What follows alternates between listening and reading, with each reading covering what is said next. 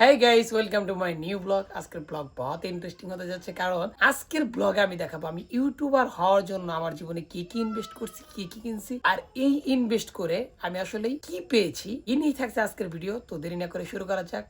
তো শুরুতেই আপনাদেরকে দেখাই যে আমার এই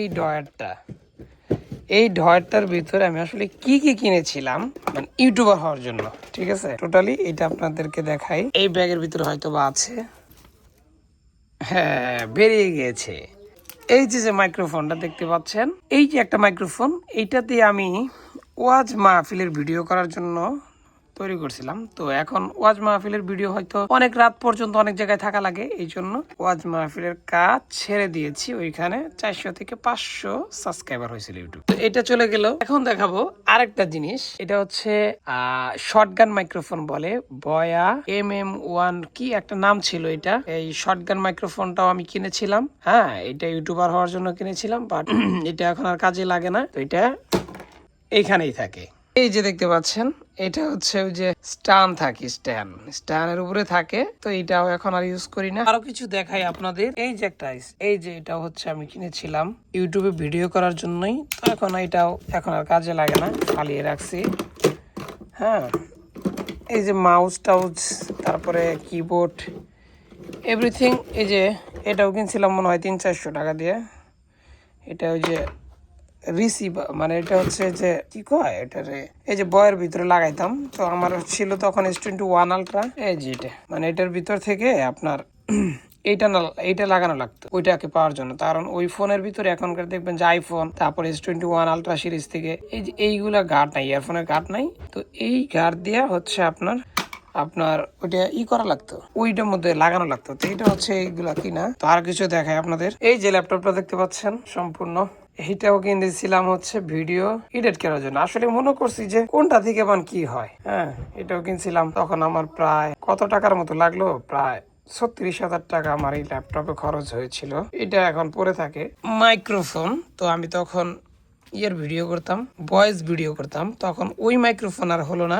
তখন আমার লাগলো হচ্ছে ওয়্যারলেস মাইক্রোফোন। তো আমি একটু ভালো জিনিসই পছন্দ করি যেহেতু। তো এটা হচ্ছে DJI মাইক মিনি একটা মাইক্রোফোন। এটার দাম 8,500 টাকা না 9,000 টাকা এরকম লাগলো। তো এই হচ্ছে আমার মাইক্রোফোন বর্তমান। তো এই হচ্ছে আমার মাইক্রোফোন এখন বর্তমান আমি যেটা ইউজ করতেছি। স্ট্যান্ড ছিল, তখন আমি এটা দিয়ে ভিডিও করতাম। হ্যাঁ, দেখতেই পাচ্ছেন, এটাতে আমি ভিডিও করতাম। এই যে এরকম স্ট্যান্ড ছিল, দেখেন এটা একদম কতদিন ধরে ইউজ করতেছি না, তার কোনো ঠিক নাই। এটা একদম জং ধরে গেছে। এবং এই যে মোবাইল পোকো M2 Pro, এটা আমি ইউজ করতাম প্রথম অবস্থায় ভিডিও করার জন্য। তো এটা দিয়ে আমার একটা ইউটিউব চ্যানেল হয়েছিল, সেটার ভিতরে আপনার 1300 সাবস্ক্রাইবারের উপরে হয়েছিল। কিন্তু এটার ভিতরে আমার একটা খেলার নন কপিরাইট ভিডিও একটা ভাইরাল হয়েছিল। তারপরে ব্লগ যতই ছাড়তাম ওইটা কিন্তু আপনার ভিউ হতো না, এই জন্য ওই চ্যানেলটা বাদ নতুন একটা চ্যানেল করা হয়েছে, যেটার ভিতরে আপনারা ভিডিও দেখেন। এই যে দেখা যাবে কিনা জানি না, তবে তাও যতটুকু দেখা যায়। আমার এখন ফোন 16 Pro Max। এটাও কিন্তু আমি একটা সুন্দর ভিডিও করার জন্য কিনছি, যেটাতে আমি এখন ভিডিও করতেছি। আপনারা যেটাতে আমার ভিডিও দেখেন 16 Pro Max, এইটাও কিন্তু আমার ইনভেস্টের ভিতরেই। যে ফোনটা কিন্তু আমি আসলে ইউটিউবের জন্যই কিনছি, ভিডিও করার জন্যই। আমার পিছনে যে দেখতে পাচ্ছেন যে ব্যাকগ্রাউন্ডটা, এটা কিন্তু আমি ইউজ করতাম অনেক। এই যে এরকম এখন দেখতে পাচ্ছেন, হয়তো ভিডিও কোয়ালিটিটা একটু অন্যরকম আসতেছে।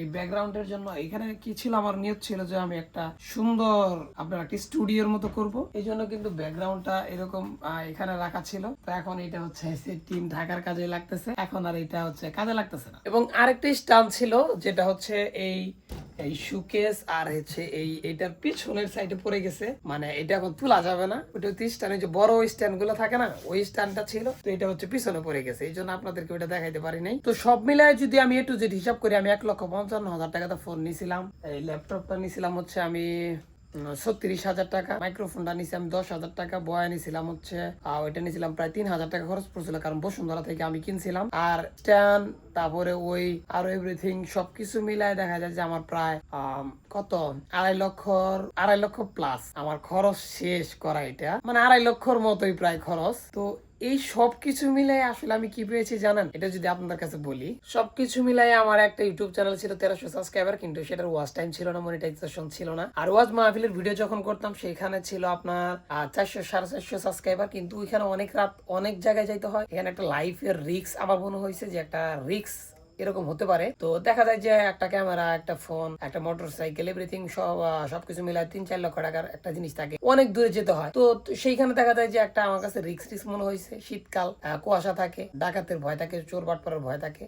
তো সেইখান থেকে আমি ওইটা ছেড়ে দিয়েছি, চ্যানেলটা চালাই নাই, কন্টিনিউ করি নাই। তো ফেসবুকে আমার হচ্ছে 21,000 ফলোয়ার হয়েছে। 21,000 ফলোয়ার ভিতরে আমার হচ্ছে $90 হয়েছিল। বাট আমি একটা পোস্ট দেওয়ার কারণে, সেখানে হোয়াটসঅ্যাপ নাম্বার দেওয়ার কারণে ফেসবুক আমাকে সম্পূর্ণ মানে 17 তারিখ পর্যন্ত একটা শাস্তি আছে আমার। কন্টেন্ট মনিটাইজেশন নাই, রিকমেন্ডেশন নাই, ভিউজ হয় না টোটালি। আসলে আমি ভিডিও করতাম ভালোবাসার জন্য, মানুষ আমাকে দেখতো, চিনতো, ভালোবাসতো, এই জন্য অনেকটাই ভালো লাগতো। তো সেইখানে দেখা যাচ্ছে যে ঝামেলার ভিতরে হয়েছে কি, রিকমেন্ডেশন নাই, মানুষের কাছে ভিডিও যায় না। আগে আসলে 2 lakh 3 lakh 5 lakh 1 million 2 million view আছে, তো এখন 500-700 ভিউ আসলেই খুব খারাপ লাগে।